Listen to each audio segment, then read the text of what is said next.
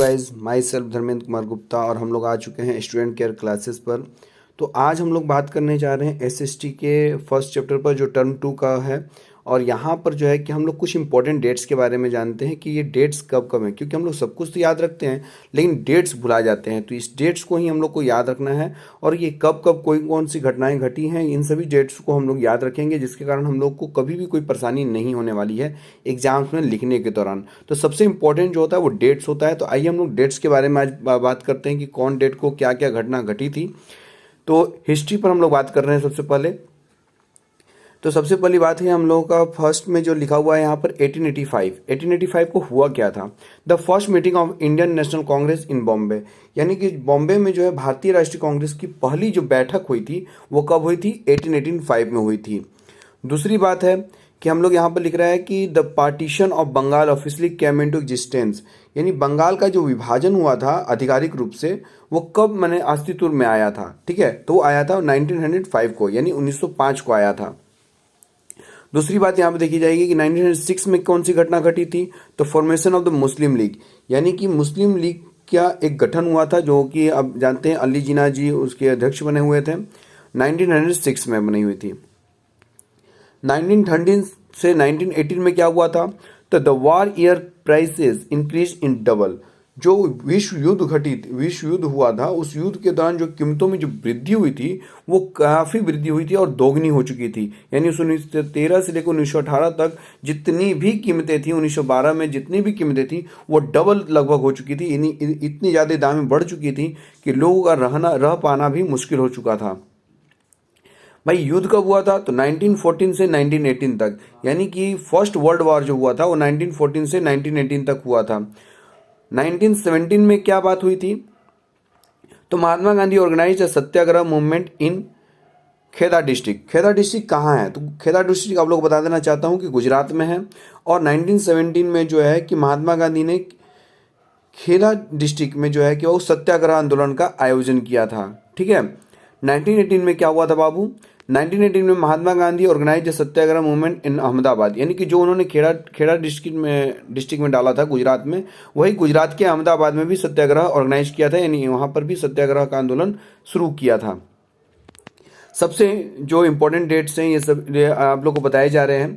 1919 में क्या हुआ था, रॉयल एक्ट पास, यानी कि 1919 में जो है कि रॉयल एक्ट पास किया गया था भारत में, जिसके तहत किसी व्यक्ति संदिग्ध व्यक्ति को अरेस्ट कर हम लोग जो है कि अरेस्ट कर अंग्रेज जेल में डाल दिया करते थे बिना किसी सबूत के।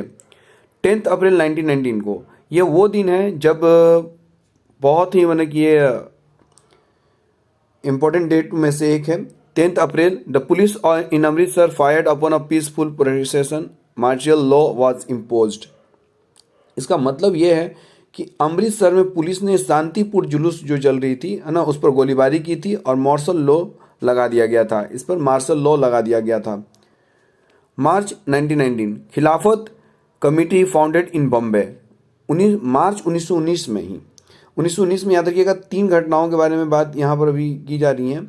ठीक है, 1919 में कि 10 अप्रैल को जो हुआ था कि उसमें जो है कि अमृतसर में पुलिसों ने जो किया था शांतिपूर्ण जो जुलूस निकली थी उस पर गोलीबारी की थी और मार्शल लॉ को लगा दिया था। मार्च 1919 में जो हुआ था बॉम्बे में खिलाफत समिति की बैठक हुई थी। ठीक है, वहाँ पर यानी गठन किया गया था, खिलाफत समिति का स्थापना किया गया था। 13 अप्रैल 1919 को ये दिन भुलाए नहीं भूला जा सकता है। 13 अप्रैल जो है वो भारत के इतिहास में काला डे, ब्लैक डे है। जालियांवाला बाग हत्याकांड हुआ था यहाँ पर, जिसमें लाखों लोग हजारों लोग जो थे वो एकत्रित होकर आंदोलन करने का योजना बना रहे थे। ठीक है, शांतिपूर्ण ढंग से लेकिन हो रहा था ये, और जिस पर जो है कि अंग्रेज जो है कि चारों तरफ से गोलीबारी कर दिए थे, जिसमें हजारों हजार की संख्या में लोग जो है कि मारे गए थे, जिसको हम लोग जलियांवाला बाग हत्याकांड के नाम से जानते हैं। ये कब घटित हुई थी, तो 13 अप्रैल 1919 में। सितंबर 1920 Congress session in Calcutta decided to start a non cooperation movement in support of Khilafat as well as for swaraj. अब 1919 के बाद अगर 1920 में आए तो हम लोग देखते हैं कि नागपुर में कांग्रेस का अधिवेशन हुआ था है ना, जिसमें एक समझौता हुआ था असहयोग कार्यक्रम को अपनाने के लिए। यानी कि अब इसमें जो है कि असहयोग आंदोलन को अपनाने के लिए किया गया था, ठीक है, और साथ ही साथ पूर्ण स्वराज लेने की मांग को लेकर भी कार्य किए गए थे। 1920 में 1920 में ही एक घटना और घटी थी जो दिसंबर में घटी थी। Mahatma Gandhi leads the Congress non cooperation movement launch. Mahatma Gandhi ने जो है कि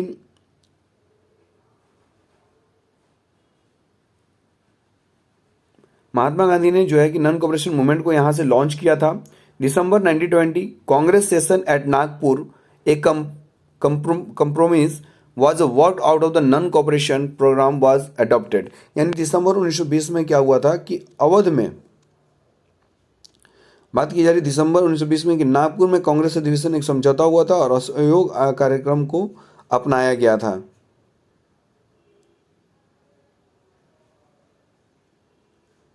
बात समझ में आ रही है? यानी नागपुर में जो है कांग्रेस का अधिवेशन एक समझौता किया गया था और असहयोग कार्यक्रम को अपनाया गया था। अक्टूबर 1920 की बात की जाए तो सेटअप ऑफ अवध किसान सभा headed by the JL Nehru. यानी कि बात यह है कि 1920 में जो है कि जेएल नेहरू यानी कि जवाहरलाल नेहरू की अध्यक्षता में अवध किसान सभा की स्थापना की गई थी। किसकी स्थापना की गई थी? अवध किसान सभा की स्थापना की गई थी। कब? तो अक्टूबर 1920 में। 1922 की अगर बात की जाए, 1922 की तो चोरी चोरा एट गोरखपुर, यानी गोरखपुर पर चोरी चोरा कांड हुआ था, जिसमें जो है कि पुलिस वालों को, यहाँ पर अंग्रेजी पुलिस वालों को, हुकूमत के खिलाफ कुछ हमारे देश के क्रांतिकारियों ने वहाँ पर जो है कि ट्रेन को लूटा था। अब हम लोग बात करते हैं 1922 के बाद 1921 पे, क्योंकि थोड़ा सा ये ऊपर नीचे हो चुका है। Famines and the epidemic. यहाँ पर 1921 में अकाल और महामारी हुई थी, बहुत भयानक। फैमिन्स मतलब होता है अकाल और एपिडेमिक होता है महामारी। 1920 the peasant movement in Awadh spread but the Congress leaders were not happy with them. 1920 में जो हुआ था कि अवध में किसान आंदोलन पूरा फैल गया, अवध में पूरा किसान आंदोलन फैला हुआ था, लेकिन कांग्रेस के नेता उनसे खुश नहीं थे, ठीक है। जो वहाँ पर जो किसान आंदोलन जो चलाई जा रही थी, उससे लोग जो कांग्रेस के जो लीडर्स थे वो पूरा खुश नहीं थे। 1921 में फिर से एक बात करेंगे 1921 की। A militant guerrilla movement spread in the Gudem hills of Andhra Pradesh. Movement started by Alluri Sitarama Raju. यानी कि 1921 में देखा जाए तो आंध्र प्रदेश के गुडेम हिल्स में एक उग्रवादी गुरीला आंदोलन फैला, जिसमें अल्लूरी के द्वारा शुरू किया गया आंदोलन सीताराम राजू थे। 1921 से 22 में तक the import of foreign cloth half in 1920 Jawaharlal Nehru went around the village in Awadh. 1921 से 1922 में विदेशी कपड़ों का आयात आधा हुआ। 1920 में जवाहरलाल नेहरू अवध के गांव में घूमे, ठीक है। यानी कि बात समझिएगा बाबू, 1921 से लेकर 1922 ईस्वी तक जो विदेशी कपड़े थे उनका आयात, यानी कि हम लोग का जो यहाँ से भेजने वाला काम था वो आधा हो चुका था। और 1920 में जो है कि जवाहरलाल नेहरू जो है अवध के जितना भी वहाँ पर के आसपास के जितने गांव थे वहाँ पर घूमने गए थे, मिलने गए थे लोगों के बीच। फरवरी 1922 Mahatma Gandhi decided to withdraw non cooperation movement, establishment of Swaraj party by Motilal Nehru and C R Das. फरवरी 1922 की अगर बात की जाए तो महात्मा गांधी ने असहयोग आंदोलन को वापस लेने का फैसला किया और मोतीलाल नेहरू और सीआर दास द्वारा स्वराज पार्टी की स्थापना की गई। यानी कि आप लोग को हमेशा याद रखना चाहिए कि स्वराज पार्टी की स्थापना किसने की, तो मोतीलाल नेहरू और सीआर दास ने की थी। और कब की थी? तो फरवरी 1922 में, ठीक है, जब महात्मा गांधी ने नॉन कोऑपरेशन मूवमेंट को लेने का निश्चय कर लिया था। 1924 Alluri Sitarama Raju was captured and executed. 1924 में क्या हुआ था कि अलूरी सीतारामन राजू को पकड़ कर मार डाला गया। यानी कि जो वो जो उन्होंने गठन की थी कि हाँ भाई यहाँ पर जो है कि 1921 में मिलिटेंट गुरिल्ला के मूवमेंट जो स्टार्ट किया था आंध्र प्रदेश में, उन्हीं के 1924 में जो है कि 1921 से लेकर 1924 तक बहुत अच्छा कार्य किया उन्होंने भारत के हित में। 1924 को अलूरी सीतारामन राजू जी का पकड़ लिया गया और पकड़ने के बाद उनको मार डाला गया। भाई अंग्रेज़ हैं, अंग्रेज थोड़ा सा भी बर्दाश्त नहीं करते थे और ज़्यादा तहकीकात करने का भी कोशिश नहीं करते थे और डायरेक्ट मार दिया करते थे।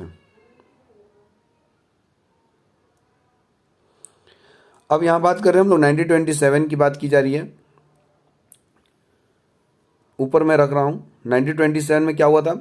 The federation of the Indian chamber, the federation of the Indian chamber of commerce and industries FICCI was formed to organize business interest। यानी 1927 में व्यापारिक हितों को व्यवस्थित करने के लिए federation of the Indian chamber of commerce and industries यानी कि FICCI, जिसको हम लोग फिकी के नाम से भी जानते हैं, उस ऑर्गेनाइज को फॉर्म किया गया था एक बिजनेस इंटरेस्ट के रूप में। तो आई थिंक आप लोगों को बात समझ में आ रही होगी बाबू, बहुत अच्छे से क्लियर हो रहा होगा आप लोगों को, यहाँ कोई दिक्कत नहीं हो रहा होगा आप लोगों को, किसी प्रकार का कोई परेशानी नहीं हो रहा होगा। अब हम लोग बात करते हैं 1928 में Simon commission arrived in India. यहाँ 1928 में साइमन कमीशन जो है कि वो आए हुए थे, जिसके विरोध में जो है कि पूरा प्रदर्शन हुआ था और लाला लाजपत राय जी को इसी विरोध में कुछ अंग्रेजी जो सेना अधिकारी थे उन्होंने लाठी चला दी थी और उन लाठी के चोट के वजह से हमारे लाला लाजपत राय की मृत्यु हो गई थी काफ़ी दिनों के बाद। 1928 में एक और घटना घटी थी, foundation of Hindustan socialist Republican army, यानी जिसको हम लोग HSRA के नाम से जानते हैं। 1928 में हिंदुस्तान सोशलिस्ट रिपब्लिकन आर्मी की स्थापना की गई थी। अक्टूबर 1929 ए वैग्यू ऑफर और dominion status for Indian offered by Lord Irwin. October 1929 Lord Irwin द्वारा पेश किया गया भारत के लिए डोमिनियन स्टेट एक अस्पष्ट प्रस्ताव था जो अक्टूबर 1929 में पारित किया गया, यानी कि 1929 में दिखाया गया था। अक्टूबर 1929 में एक और काम किया गया था बाबू, क्या किया था? अवध किसान सभा was setup headed by JL Nehru, यानी कि अक्टूबर 1929 में JL नेहरू यानी जवाहरलाल नेहरू की अध्यक्षता में अवध किसान सभा की स्थापना की गई थी। फिर दिसंबर यहाँ 1929 है Lahore session of the Congress demand for पूर्ण स्वराज। दिसंबर 1929 में लाहौर के सेशन में कांग्रेस की जो लाहौर की अध्यक्षा थी उसमें जो है कि उन्होंने पूरे भारतीयों ने कांग्रेस ने पूर्ण स्वराज की मांग का रखा कि हम लोग पूर्ण स्वराज यानी पूरी स्वतंत्रता हम लोग चाहते हैं कि हम लोग जहाँ आए जाए किसी भी रोक टोक ना हो। अब यहाँ में देखने वाली बात यह है कि 26 जनवरी 1930 को मैं आप लोग को बताना चाहता हूँ 26 जनवरी 1930 भारतीय इतिहास में बहुत बड़ी दिन है। ये यहाँ पर कांग्रेस की जो पार्टी थे, कांग्रेस पार्टी जो थी वो रावी नदी के तट पर पंडित जवाहरलाल नेहरू की अध्यक्षता पर 26 जनवरी 1930 को ही इंडिपेंडेंस डे मनाने का प्रोग्राम बनाया और उसी दिन सेलिब्रेट करने लगे इंडिपेंडेंस डे। और यही कारण है कि हम लोग 26 जनवरी 1950 जब हम लोग का जो आज़ादी मिला वो 15 अगस्त 1947 को मिला, लेकिन ये 26 जनवरी भी भुलाया नहीं जा सकता था, इसलिए हम लोगों ने 26 नवंबर 1949 को पूरी तरीके से हमारा संविधान बनने के बावजूद भी हम लोगों ने वेट किया और 26 जनवरी 1950 को हम लोगों ने गणतंत्र दिवस के रूप में मनाने का प्रोग्राम बनाया, जिसके कारण हम लोग 26 जनवरी जो 1930 जो हम लोग सेलिब्रेट कर रहे थे इंडिपेंडेंस डे के नाम से, वो अब 26 जनवरी 1950 से हम लोग का रिपब्लिक डे के नाम से हम लोग करने लगे सेलिब्रेट। जनवरी 31, 1930 Gandhi ji sent a letter Vickery Irwin stating 11 demand. जनवरी 1931 में गांधी जी ने 11 मांगों को लेकर वायसराय इरविन को एक पत्र भेजा था। अब यहाँ बात की जाएगी अप्रैल 1930 में अब्दुल गफ्फार खान वाज अरेस्टेड। अप्रैल 1930 में अब्दुल गफ्फार खान को अरेस्ट कर लिया गया अंग्रेजी सेना के द्वारा। 6 अप्रैल 1930 को salt march reached Dandi, Gandhi ji violated the salt law. 6 April 1930 को जो है कि the salt march reach Dandi, यानी कि वह 6 अप्रैल 1930 को नमक मार्च दांडी पहुंचा। गांधी जी ने नमक कानून का उल्लंघन किया, यानी कि आप लोग को मालूम होना चाहिए कि जो टैक्सेस नमक पर लगा दी गई थी, तो गांधी जी कुछ अपने लोगों के साथ जो है अपने आश्रम से, साबरमती आश्रम से दांडी मार्च के लिए निकले हुए थे और नमक बनाकर नमक कानून का उल्लंघन किया था, यानी उसको तोड़ा था। 1930 से 1930 में 1930 civil disobedience movement continue, salt satyagraha, Gandhi ji Dandi march, first round table conference. 1930 में जो है कि सविनय अवज्ञा आंदोलन जारी रखा गया, नमक सत्याग्रह स्टार्ट किया गया, गांधी का सम्मेलन हुआ। 1930 doctor Bhimrao Ambedkar establish depressed class association. 1930 में हमारे जो भीमराव अंबेडकर जी ने 5 मार्च 1931 को डिप्रेस्ड क्लास का आयोजन किया गया था, स्थापना किया गया था।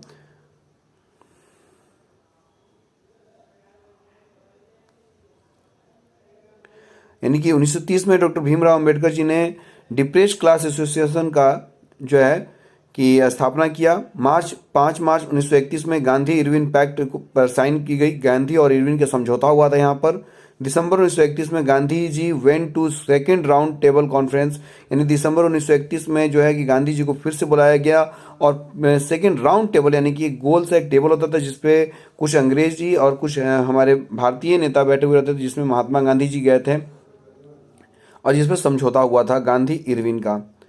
1931 second round table conference, Gandhi Irwin pact कंस्यूस ऑफ इंडिया, यानी 1931 में दूसरा जो गोलमेज सम्मेलन हुआ था, इसको गोलमेज सम्मेलन के नाम से जाना जाता है।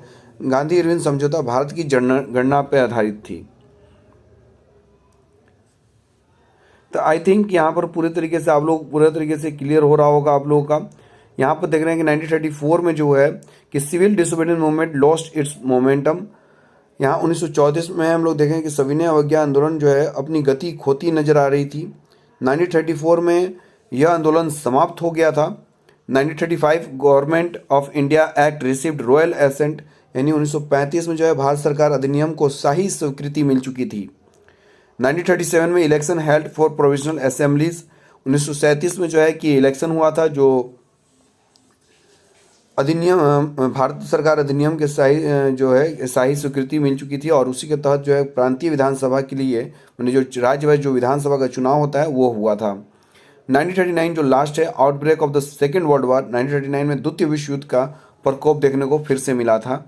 तो आई थिंक कि आप लोग को यहाँ से बहुत बड़ी नॉलेज मिली होगी और यहाँ पर मैं आप लोगों को पूरी तरीके से इसका जो है कि आप लोग इसको स्क्रीनशॉट लेकर रख लीजिएगा, क्योंकि ये बहुत इंपॉर्टेंट डेट्स हैं और ये चीज़ अगर आपको याद रहते हैं तो आप जो है कि कभी भी अपने डेट को नहीं भुलाइएगा। और इसको बहुत ही मैंने शॉर्ट नोट्स में बनाया हुआ है, आप लोग इसको ज़रूर से ज़रूर अच्छे से इसको जो है कि पढ़िए और मेरे चैनल को लाइक, सब्सक्राइब और शेयर करना ना भूलेंगे। थैंक यू मुझे सपोर्ट करने के लिए। Thank you very much.